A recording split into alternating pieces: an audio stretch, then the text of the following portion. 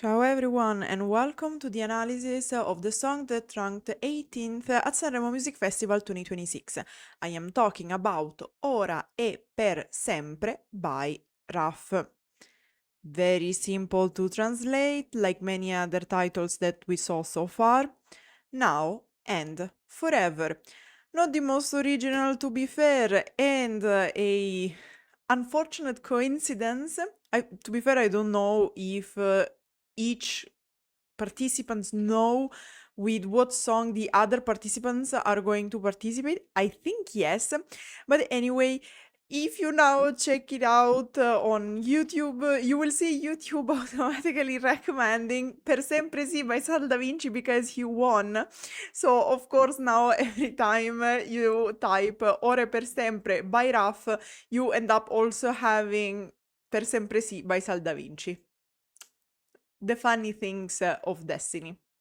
Anyway, meaning wise, he said, this song, it describes, it tells the story of two people who met in the late 80s. He really has this like of the 80s. Well, probably because of his age, we're going to discuss it in a moment, and also because one of his famous songs, probably the most famous, is in fact related to the 80s. As the years have gone by, they remain together, facing a world that has changed completely. A world they could never have imagined. It is a love story that endures through the years, set against the backdrop of actual reality. It is highly autobiographical because, long story short, this is actually dedicated to his wife. As I said, like we are at this point at least 3 songs dedicated to the wife, I think, because we have Per Sempre Sì, we had the one by Tommaso Paradiso, and now this one by Raf. So, like, it was the Sanremo dedicated to the wives. Then, what did Lorenzo Coveri say? Raffaele Riefoli, or Riefoli, like I can't even, like, we have this thing even in Italy that we are not sure about the accents of our own last name, so it is what it is. 66 years old. Now, chat, tell me in the comments if you thought that Raf was 66 years old. I completely forgot about it. I wasn't expecting it, so like, tell me. Returns to Sanremo after a full 11 years and 4 previous appearances. In the 1981, one being unforgettable, linked to one of the hits of his long pop career. Cosa resterà degli anni 80? What is going to be left of the 80s? And that is the song I was mentioning before. He arrives with a song co-written with his son Samuel. He has 2 children, fun fact. One helped him writing the song, and the other one was the chief of the dancers he had on the stage. It was like very cute. That serves as a renewed declaration of love to his wife Gabriella. The title refers to a note written at the time of their wedding. We are going to talk about it after the lyrics. It is a sincere song, yet one with an irredeemably vintage feel, a classic Sanremo ballad. Some of the imagery is also a bit dated. Aside from You Are in My Soul and I Will Search for You, which immediately brings Gianna Nannini to mind, there is an old diary, a breath of wind, a distant echo, You Are Still the Most Beautiful When Dawn Comes, and so on. The line Time looks wonderful on you is more successful, and I perfectly agree. Will the musical arrangement be more up to date than the lyrics? Because once again, friendly reminder that Lorenzo Coveri does the analysis before seeing the performance, because when Sanremo Music Festival is organized, something like 1 month before the start of the festival, we have access, like everybody has access, because then the lyrics become public to the lyrics.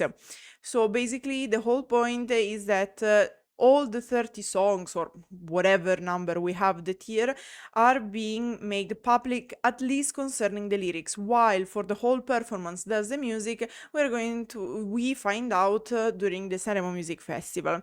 So this was lyrics only as analysis. And I have to agree, again, many people complain, too low, too low. I think it is a nice song, I think it's cute, but 18th is perfectly fine. There will be people who really appreciate it, it is totally fine, but it wasn't nothing legendary, okay? And in fact, it got a grade, a grade by Lorenzo Coveri of 5.80. So again, almost enough, but it's a bit, it's cute, but nothing new. That's a little bit the issue. So let's check these lyrics, because you might think, oh, but Silvia, but like, what are the lyrics about? I'm going to show you. Now, one thing I appreciate, despite being the structure very classical, because we have verse, pre-chorus, chorus, verse, pre-chorus, chorus, bridge, outro, each part of the song is never really repeating. So despite having similar structures, the pre-choruses between each other and the choruses between each other, the content is actually different. So let's go check. As I said, we start with a verse. Un puntino in mezzo all'universo. Ero un alieno, mi sentivo solo. Mi confondevo tra la gente, perso, dentro un'astronave eternamente in volo. Mentre il mondo parlava al futuro, me ne stavo fermo alla deriva e il mio viso sorrideva comunque, ma il cuore no. A tiny speck in the middle of the universe, literally un puntino, so puntino is a diminutive of punto. Punto is dot, but also period, as in the punctuation sign. Here the meaning is a tiny speck, so like something minuscule, something very small, because it is related to what is said after. So I was an alien, I felt alone. I blended in the crowd, lost inside a spaceship in eternal flight, literally eternally flying, in flight. While the world spoke of the future, I stood still adrift, and my face smiled anyway, but my heart did not. Now, here we have a syntactic inversion, because normally would be mi confondevo, perso, or ero perso tra la gente. We will find a lot of syntactic inversions in the lyrics. And then we have al futuro. Here is quite smart, because mentre il mondo parlava al futuro can be read in two ways. One is the world was speaking to the future, towards the future. But parlare al futuro also means to speak in the future tense. So it has this smart double meaning and double interpretation. It is a good metaphor. And then we have the pre-chorus. E tu per mano hai preso la mia vita e camminando sulla via d'uscita senza parlare mi dicevi. And you took my life by the hand and walking along the way out without speaking you told me. So here we have the introduction of what the other protagonist, so in this case the wife Gabriella, is about to say. We have another syntactic inversion, e tu per mano hai preso la mia vita, because it would be e tu hai preso la mia vita per mano, because it's quite normal to use due to metric reason, due to rhythm reasons and whatnot, syntactic inversions. So Be careful because there are several, as we saw and as we will keep seeing. And then we have the chorus. Ora e per sempre resterai, ci sarai anche se mai più ti rivedrò, sei nell'anima e lì ti cercherò, quando mi mancherai, ora e per sempre sarai. Now and forever you will remain, you will be there even if I never see you again. You are in my soul and that's where I will look for you. When I miss you, now and forever you will be. And then we have, as I was saying, another syntactic inversion because it would be ci sarai anche se non ti rivedrò mai più, anche se non ti rivedrò mai più ci sarai. The whole point is that se mai più should be at the end, so like after ti rivedrò. And then we have the reference I was talking about before, sei nell'anima e lì ti cercherò. Could be that this was not done intentionally, however the reference to sei nell'anima, you are in my soul by Gianna Nannini to me is quite clear. And then you see that we have ora e per sempre repeated several times because it's the whole core of the song and in fact it is also the title. Then we have the second verse. Tra le pagine di un vecchio diario consumato come il nostro tempo, in un soffio di vento il nostro primo anniversario adesso è un eco lontano. Oggi il mondo è così diverso, niente è sicuro, tutto è controverso e tra milioni di voci si nasconde la verità. Between the pages of an old diary, worn out like our time, in a breath of wind, our first anniversary is now a distant echo. Today the world is so different. Nothing is certain, everything is controversial. And among millions of voices, the truth hides. Now, again, until now, the metaphors have been quite classic. This is pretty much another occurrence of this very classical structure. There is not really anything incredible or revolutionary. However, there is a note that we have to point out. Un eco lontano. And you might tell me, well, Silvia, there is nothing weird. We have un masculine, eco lontano, so article, noun, adjective, all masculine. It ends in O. The majority of words of nouns ending in O in Italian are masculine. So what is the problem?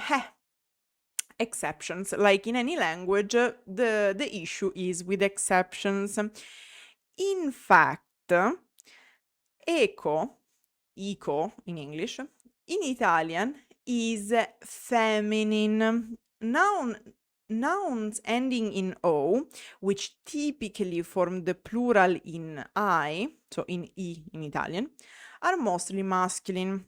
However, the OI declination also applies to the few feminine nouns ending in O that do not remain invariable, such as eco, ico, and mano, hand. In fact, we say una, so un apostrophe, ico, so eco, and una mano, because eco, ico, and mano, hand are two examples of nouns ending in O, but being actually feminine.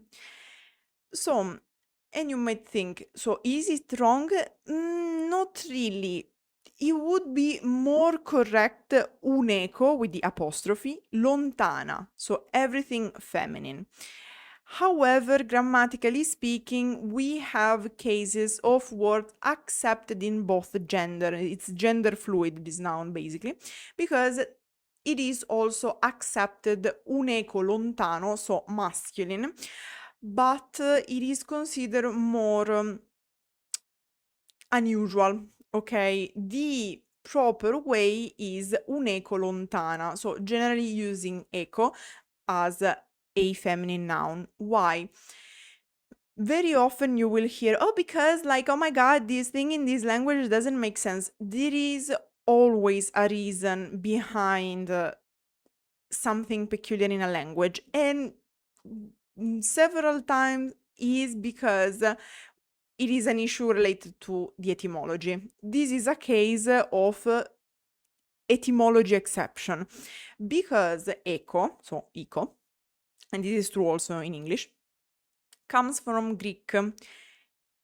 There is a whole myth where the protagonist is called Echo, and it is the Greek myth explaining how the not phonetic, but like the sound phenomenon of the echo is being born. There are several versions of this myth, but generally all of them pretty much ends in the same way. So there is this girl, sometimes it is a nymph, sometimes it is a woman, very common in several mythologies, having different ways to interpret a story.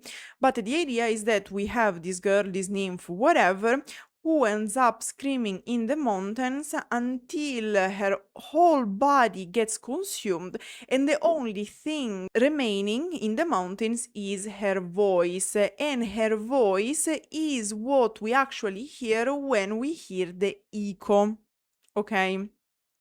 Since this character was and is in all the versions a woman, echo in Italian, and I think even in Greek they kept it feminine, but I'm not sure. But at least in Italian, since of course from Greek it passed to Latin and then it passed into Italian, echo is feminine because it is an etymology related to the myth where the protagonist is a woman and thus the feminine gender of the word. Anyway, so again, here is not forcefully wrong. Of course, there was a need of rhyming, so Raf needed the masculine version. In this case, it is less common. I would recommend using the feminine version when you speak in Italian or write in Italian because it's considered a little bit more correct. Let's say that there is a difference between making a mistake and doing it on purpose because you need it for the metrics of a song. Let's put it like that. Then for the rest, as I said, nothing really stands out. And then we have the pre-chorus and the chorus, which, as I said, do not repeat themselves. They actually change. E tu sei sempre la più bella, il tempo ti sta una meraviglia e ogni segno sulla pelle parla di te. And you are always the most beautiful. Time looks wonderful on you, and every mark on your skin tells your story, like tells a story about you, okay? Now, here, as I was saying before, we have actually something that is original and it is a very good formulation. It is a metaphor, if you will. Generally, this expression, this conveyed image, whatever you want to call it. Il tempo ti sta una meraviglia. Time looks wonderful on you, because in Italian when we say ti sta una meraviglia, ti sta bene, it's like you are wearing something and it really looks good on you. So it's the whole concept of all these years spent together, because I guess that more or less the wife will have the same age of Raf, so we are talking about a woman in her 60s, and the sign of age looks wonderfully on you because they are telling your story, and it is a very beautiful concept because, like in many other cultures, we have this problem in Italy as well, where a woman with wrinkles or gray hair or white hair and so on and so on, it's something not really socially accepted because there is this misogynistic version of the woman where you always have to look young, you always have to be impeccable, you always have to be perfect. But it is quite silly because it would be denying your own life, the fact that you spent your time properly, that you lived your life. So these I really appreciate. I would have given like a 6 out of 10 just for this one. Lorenzo Coveri was a little bit more strict. And then we have the chorus, very similar to before, but a little bit different. Ora e per sempre, amore mio, era previsto che sarei rimasto io. Non avevamo molte probabilità, ma siamo ancora qua. Now and forever, my love, it was meant to be me who stayed. We didn't have much of a chance, but we are still here. Now, I don't know how he calculated the chances from a jurist point of view that I can give you. It's true that, at least in Italy, we don't have great chances, great numbers concerning lasting marriages, because if I remember correctly from when I studied family law, 2 marriages out of 3 end up in divorce. So if we are talking about these chances, I do agree with Raf, math wasn't on his side. But despite everything, we made it. This is the concept. And then we have what I would call a bridge, I think, towards the outro.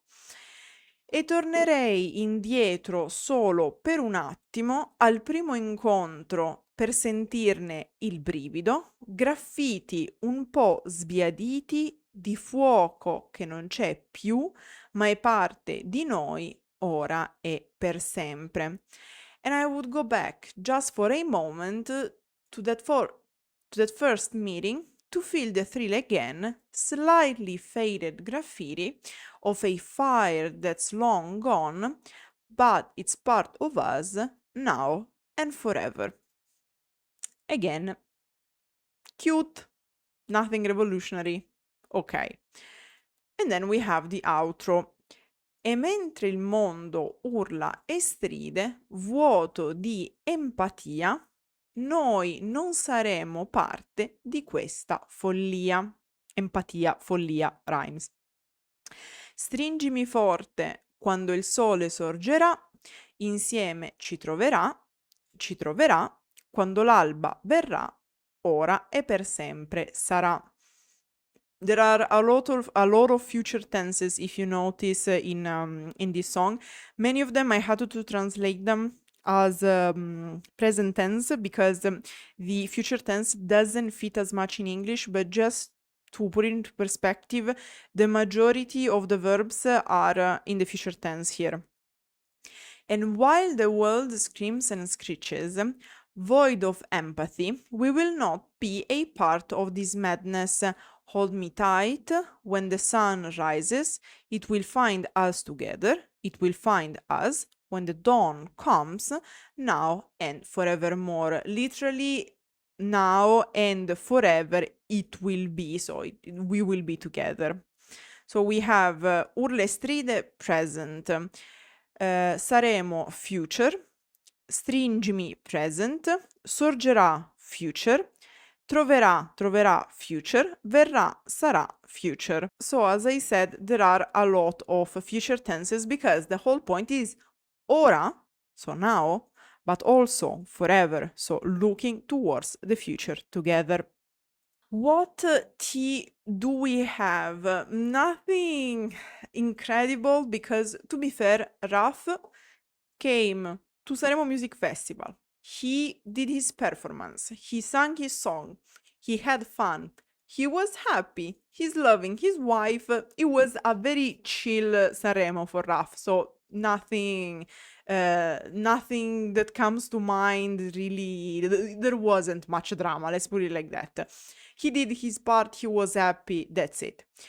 There is a cute little thing, however, on how the title of the song was born and what idea inspired the whole song, because yes, he made the song with his son, but his son created the music and then realized that the music was actually better performed by his father.